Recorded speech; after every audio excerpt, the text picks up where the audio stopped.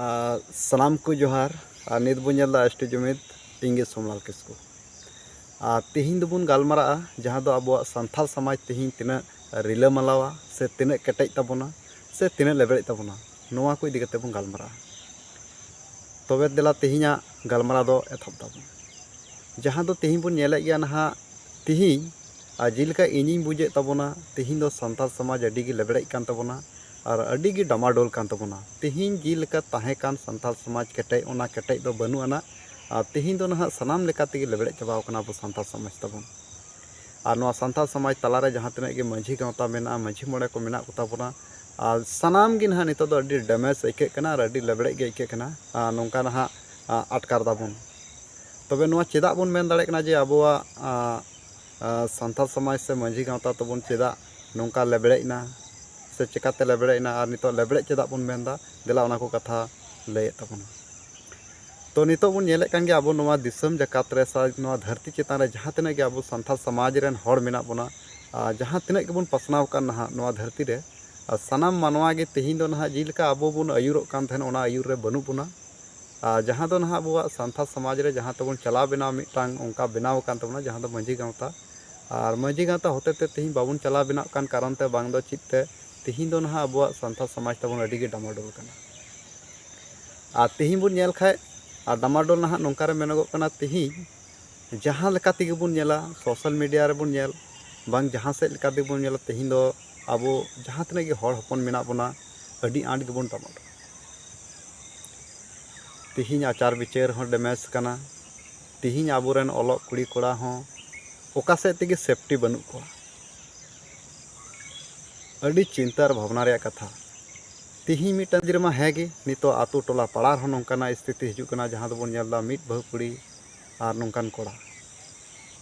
तो नो नोआ गे मिटांग अडी मारांग दुखर रे कथा दो कना जहाँ दो अब मांझी गावता नुना नोआ देखभाल लगी नोआ को दोहो का तबोन अब सिस्टम अडी दिन खना और नोआ तिहिन दो अडी आंट डैमेज कान तबोना और तिहिन अबोरेन सान्थाल समाज रेन हर बांको नेल सामलाव दाड़ा को कना और ओना जहाना नहा मिटांग आचार विचार कना ओना आचार विचार रे दाड़े होना तिहिन बनु और नो नोआ को दाड़े हुना बनु तेगे तिहिन हर बाबुन सामला कना और ओना रे दाड़े दो नहा नोंकाते चाबाव कना जहाँ दो अब ओना आचार विचार से मिटांग मांझी गावता अब कोई हा बाबुन माना बताव दा तिहिन ओना तेगे अब अपनार तेगे बोन ताड़ाम nyuruk कना मिटांग सडो एनते मांझी गावता दो एटा बड़ी डहार बाय उदुगा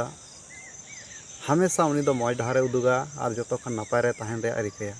मेनखान अब ओना को आचार विचार बांग बताव ते तिहिन अब निजेर तेबोन ताड़ामे कानते अडी हार्ड बाड तिहिन दोबोन ताड़ाम nyuruk कना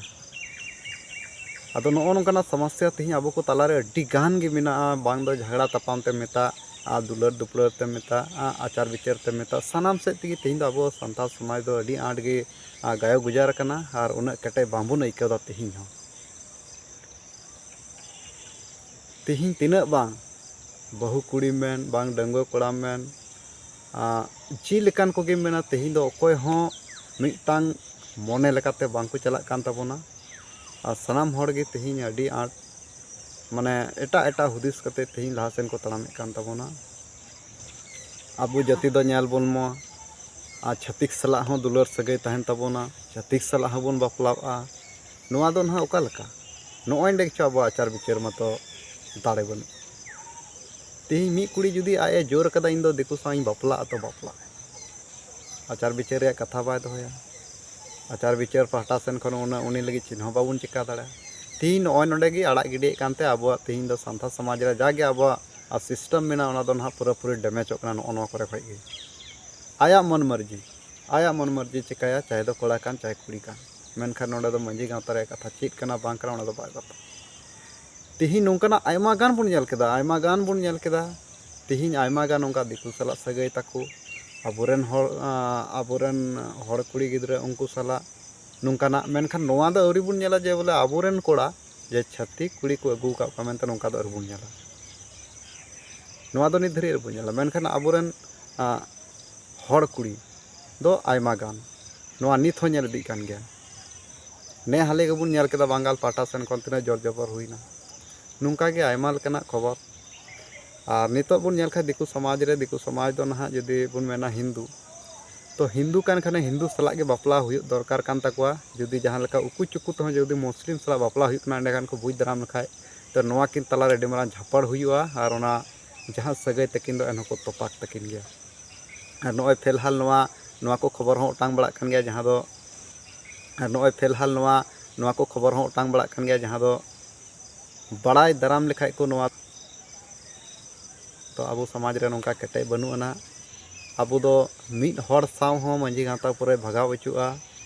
आ मिद हर जुदी कुरुमुटु का खाय पुरो मांझी बैसी रिया जहां कथा कना ओना हो बेकारो तो तेहिं कहीं ना कहीं अब दो मांझी बैसी ताबुन से अब जहां मांझी सिस्टम ताबुन ओना दो ना अडिया डैमेज कना आ ओना लकाते बाबुन चला बिना कना और नोआ बाबुन चला बिना कान लकाते बनार पाटा से लॉस बुन जमदा और हानि हुई कान ताबुना तेहिं मांझी गांवता से कथा बाबुन बुझे कान खाय तो निजरते आमेम तड़ाम खजो कना और उनिया कथा जुदी बाम आचार विचार दाड़े कान खाय तो मांझी गांवता नते डैमेजो कना अब दो तला माला रे तो ओका सेन ची बुन चिकाय तेहिं जुमिद गे बनु बोना मिठांग गे हड़ बनु बोना हटिंग चाबा तेहिं जहां लखान कथा रे एकेन हटिंग चाबाव कना ओना तेगे अबुआ कथा तेहिं दो डैमेज कना और केटे बनु तबुना और नितो बो नेले गया देश दुनिया रे ची चिकाक कना तेहिं हांकु जाति हो नुकु सा मेसा लगी हांकु जाति हो नकु सा मेसा लगी मेनखान नोआ को जांगे दाराम चिकाते आबो गे मिठे बनु बोना कथा ताबुन अपान नपिन तेहिं बुन गालमारा खाय निजेरा कमी गी जुदी बाम बाडाया इने कमी चीज कना इने दाड़े चीज कना तो आम लाहासनित हर चिकाम बुझाव को नोना सबसे मारांग कथा का तेहिं आबोरन मांझी पारानी जते गे मिना को आको निजेरा दाड़े बांग को बाडाय कना ओनाते मिद हर ठा उनी बाको पतियाव दाड़ावाय कना बाको बुझाव चो दाड़ाय कना उल्टाते उनी हर ठेन आज गे बुझाव चुआ तो नोंका रे ओका लकाते केटेज थाना सिस्टम ओंडे दो डैमेजो गया आदो ओनाते आबो सेन खय दो नोआ गे तहना जे जहां तिना गे आतो गांवता रे चला बिना हर मेना बोना निजेरा दाड़े निजेरा जहां दो दायकता बेना कना ओना बोन बाडाय मा आखिर इने कमी चीज कना और ओना सानाम हर को बोन बुझाव दाड़े को मा और नोआ चीदु रे अडी आट चेष्टाय तबन पे जहां तिना गे मेना बोन आपे बांग खान दो गांवता बांग केटेजो और नोंका गे आबोरेन कुड़ी कोड़ा को बड़िज तबना भूल तबना को आपे पे केटे लेन सनामा केटेजो और जहां कान तबना अब आचार विचार आरिचाली रे कथा को नोआ को जब तक आपे बापे लय सदर तबना बापे मिठे बोना तबे खान दो नोंका गे हानते नाते को दर तबना आदो जतखन मारांग दो आपे आपेया कमी निजेरा बुझ पे जे इने कमी चीज कना मेनते आ इना पर गे सनामा केटेजो बाय बायते मा एंडे खान मुचाद रे इन पाटा सेन खन सनाम को जोहार।